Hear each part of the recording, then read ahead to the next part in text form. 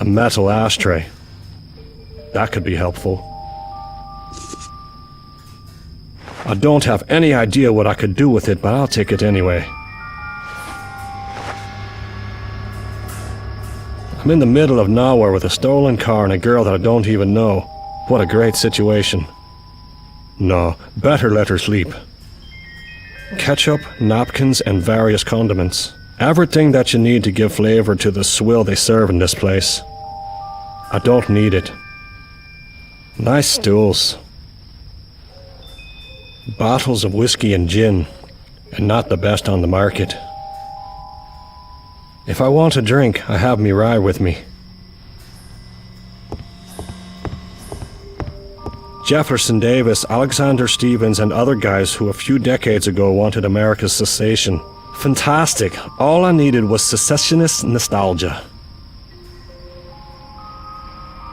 A photograph of a farm and a horse. Nothing strange for a country cafe. A Confederate flag. I hate Confederates. I bet that if I looked up the word yokel in the dictionary, I'd find a photograph of this guy.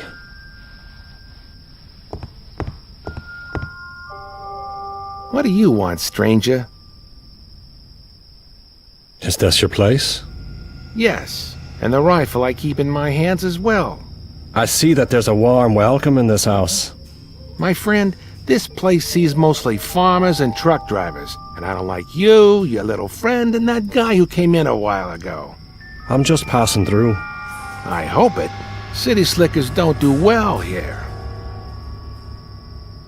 I have to go. Okay. The documents Smiley brought me are still on the counter. I'd better get them. It's not smart to leave them lying around.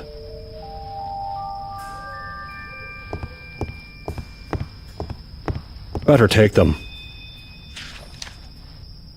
John Ford? That idiot Smiley used the first name he thought of to falsify these documents. Knowing him, I should have checked them out before giving him the money. But apart from breaking his nose, there isn't much I could have done.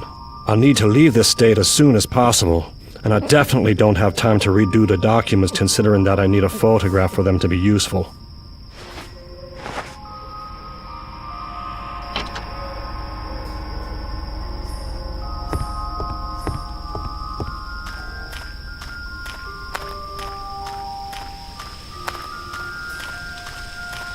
Mars gas station.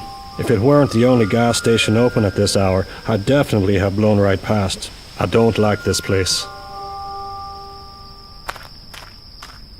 House special.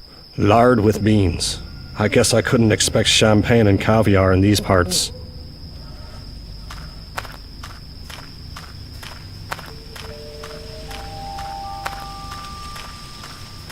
The sign in front of the station says gas.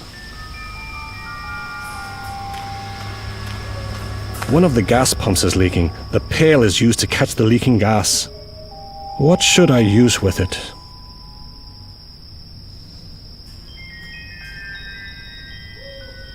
No, it isn't working this way. It's the car I used to get here. Considering who I stole it from, I don't think it'll be reported as stolen.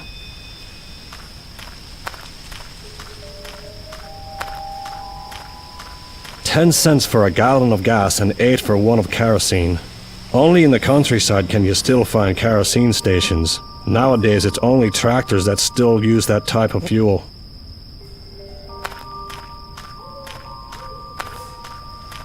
An oil lamp.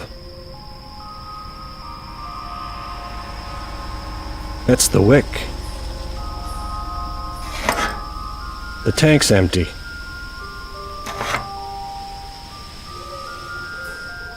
It doesn't make any sense.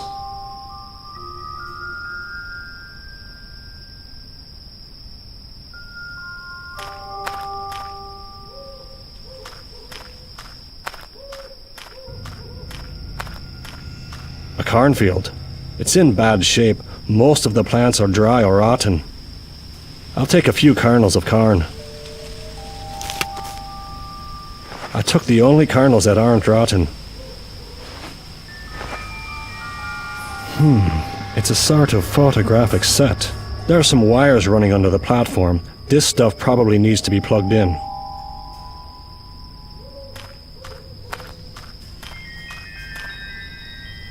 It doesn't work. I don't think it's plugged in. It's a sort of photographic set. There are some wires running under the platform. It doesn't. I don't think it's plugged.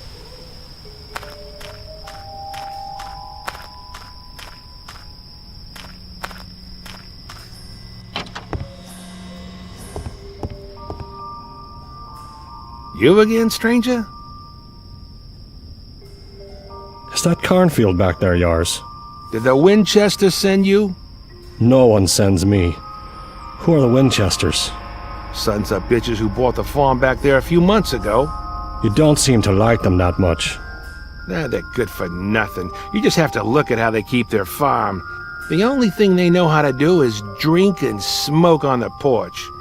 And why should they send someone to ask questions? Because the other night I shot one of them in the ass. Those bastards, after dusk, they come to the back of my gas pump and they start playing with their guns. They shoot at whatever they see. I warned them that even if one of those bullets touch my pumps, the whole place is gonna blow up, but they didn't listen. So the other night, as soon as I heard them shooting, I went out and I shot one of them in the ass. And that idiot ran away yelling like a little girl. Good story. Stranger, this isn't a big city. This is how we take care of things around here. And the same goes for you. Give me crap and I'll turn your city ass into a colander. Just point your gun at me once and I'll show you the difference between your old piece and my revolver. Huh. How does this camera out here work? What do you want to know? When I'm not talking to yokels, I dabble in photography. Huh. So, does that thing outside work or not? No. I only use it when the Bunyan Derby goes by. Bunyan Derby? What the hell is that? Every March the 3rd, a marathon comes by from Los Angeles. About 200 idiots for 3 months trudge along Route 66 to New York. When they go by, they all want a photograph to remember their achievement. So I bought that thing there. I need to take a photograph. This is a gas station, not a photographer's lab. You need a photograph? Do like everyone else does and go see old Elliot in town. That old half-wit will be more than happy to have a new customer. I need it now. And that's your problem, stranger. I have to go. Okay. That panel definitely powers up the photography set that's outside here. If I could get my hands on it, I could turn on that device. If I get near it, that yokel owner wouldn't think twice about pumping me full of lead.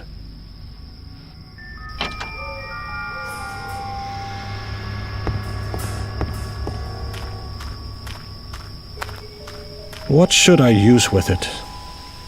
Even if there's only a few drops of kerosene, it should be enough to make the lamp work.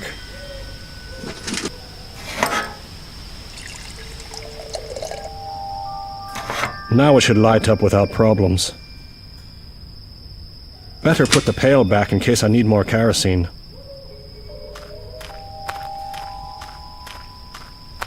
It's a terrible idea.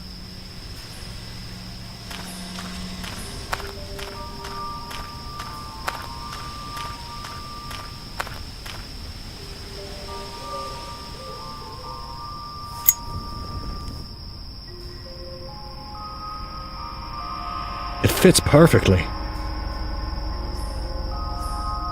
This idea is so crazy that it might just work.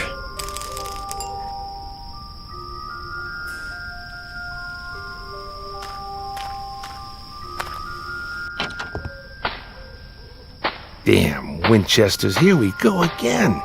The lesson from the last time clearly wasn't enough.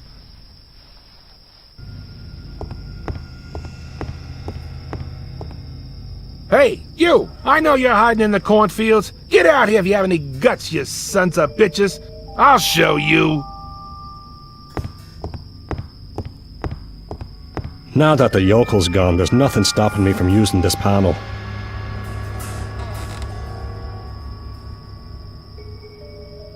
Better not touch this lever. If I cut the power to all the gas pumps, the owner would definitely notice it.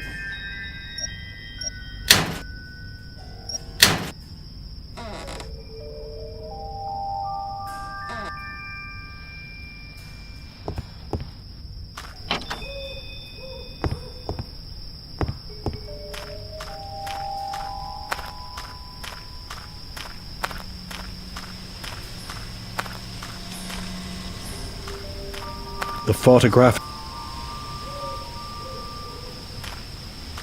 Good. Now that it works, let's see if I can make it as a photographer.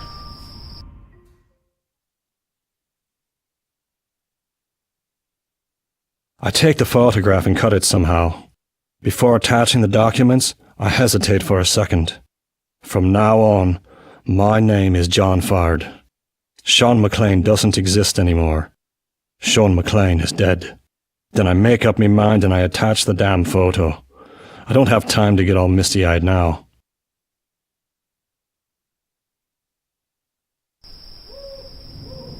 The documents should be fine now. I can finally get away from this place. Better get the girl first.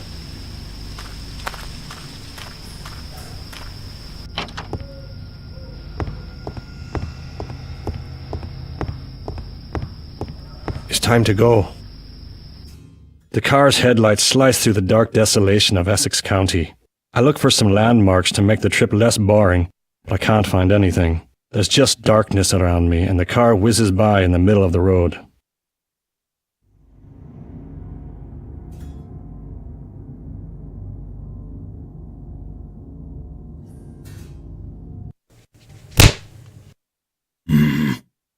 I'm sorry for the harsh wake-up, Del Nero, but Oscar and good manners never went hand in hand.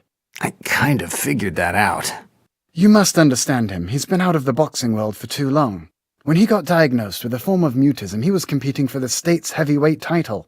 Unfortunately, a rule doesn't allow people with his kind of problems to fight. So he had to continue in illegal joints. People there don't care much about rules. What they really care about is a good show. The first time I saw him fight, I immediately understood that that shabby ring under the stairs of a butcher shop wasn't the place for him. So I took him with me. From beating people up to killing them. That's a big career move, I'd say. Come on, Del Nero. We aren't an organization of killers. We follow an ideal. What ideals? You're just criminals in search of power. But power is an ideal, Del Nero. Our entire history was shaped by men who did great things in search of power. Do you really think that people like Julius Caesar or Napoleon did what they did for the sake of their people? Man was born to have power, and his entire existence is an expression of this desire. We study to get important jobs. We train to become stronger. We work at companies where we can move up the ladder. All this to have power. I bet that you spend hours in front of the mirror repeating this little speech. Del Nero, I just want you to see our reasons, and maybe avoid you ending up like that pathetic excuse for a man, Malone. Go to hell, you and your reasons. As you wish, Del Nero. I thought you were smarter, but if you don't plan on telling us anything if we use the carrot... Where is the girl? Check the nursery schools. They're full of girls. Why are you persisting in protecting a girl that has been entrusted to you by a man who's betrayed you in the past? I'm a sentimental guy. I can't help it. Del Nero, do you really want to die like your pal McLean?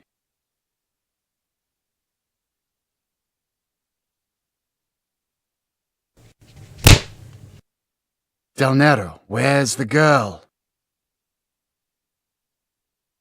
I must have lost her. I'm a terrible nanny. You're making me tired. I'm not going to ask you a second time. Where have you hid the girl? Oh. What is it, cat got your tongue? When Oscar's done with you, that won't be a problem anymore. Edward, knock it off. This voice. I know this voice. It's Victoria. What the hell is she doing here? Now that the Good Samaritan has arrived, we're all here. Edward, you're disgusting. When this story is over, you'll answer directly to the bosses for your conduct. Victoria. How is it possible that she is mixed up in this story? It's impossible. This disgusting behavior is the only way to get your little friend to talk. It looks like he's having fun playing the tough guy. I told you that you wouldn't have gotten anything from him. So how do you plan to figure out where he hid the girl? Using a little intelligence and civility. Are you going to get him to tell you where he hid the girl just by asking pretty please? We don't need him to tell us. What do you mean? If, before you started leaning on him, you'd look in his pockets, you'd have figured out where the girl is. You know where she is? On the Lower East Side, in a small pub owned by a certain Greta Reed. Greta Reed? Dannazione. Greta's handkerchief. They must have figured out from that where the girl is. Greta's in danger. I have to do something, but I can't even talk. That beast has gone to town on me. Jack, can you hear me? I'm sorry about everything that's happened. I didn't want to put you in the middle of all this, but I didn't have a choice. That girl is too important to us. She has to go back to where she came from.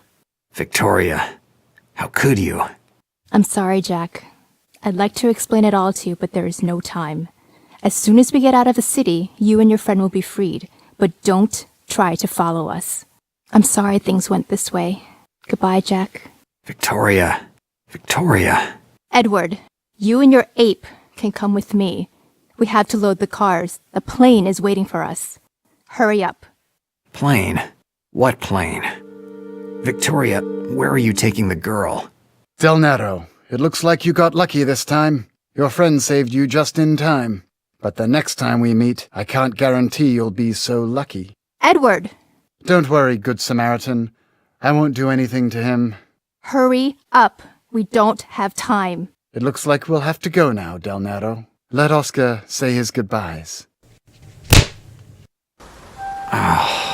My head. I must have passed out for a while.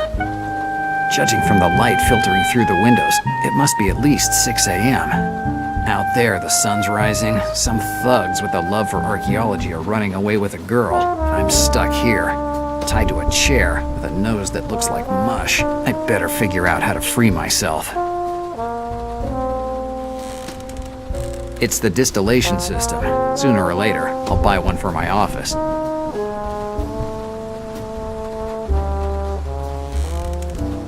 The shutters are closed, and they'll stay that way, unless I find a blowtorch.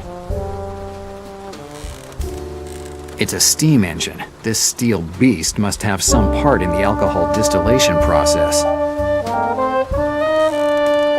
I don't see anything that could be useful here. There are some controls in here.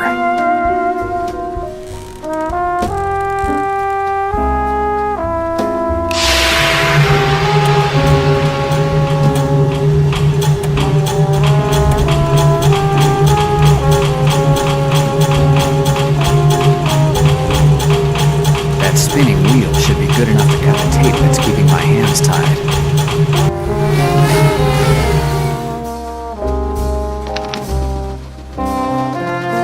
Good. I managed to cut the tape that was tying my hands.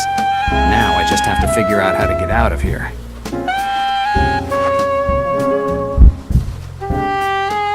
Dannazione! My nose. It started to bleed again.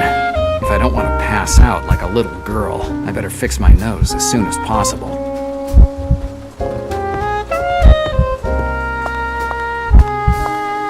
Considering that they are mobsters, they were pretty nice. Before beating me up, they were kind enough to put all my personal effects in this box. The gun isn't there. At least they left the most important thing.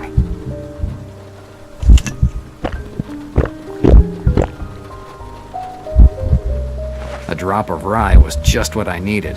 It helped with my aching nose, but I still have to try to fix myself up as soon as possible. I won't get too far in this condition.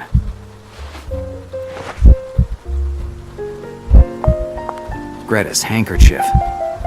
If I hadn't had it with me, they would have never found out about her. That ogre would have probably beaten me to a pulp, but at least the girl would have been safe. Given the situation, I don't think that Greta will be offended if I use her handkerchief to stop the bleeding. First, I need to disinfect it and find a way to keep it on my nose. Sean's rye will work perfectly as a disinfectant. Tape will be perfect to keep the bandage on my nose. Yes, that should work now. Now it's better, but I doubt that the bandage will hold for long. I must get out of here as soon as possible.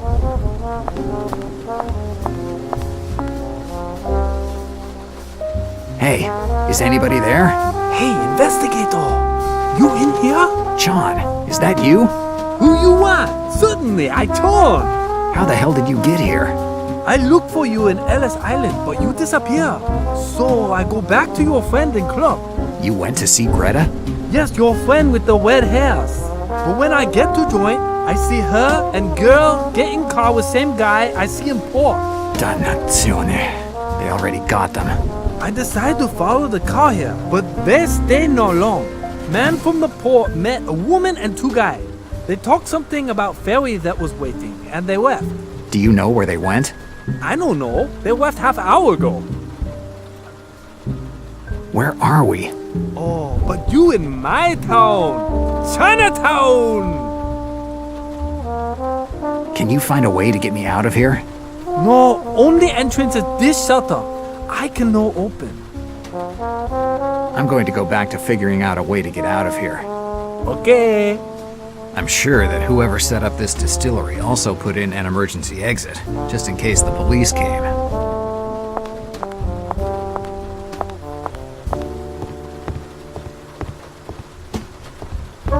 Pretty strange thing to find in an illegal distillery.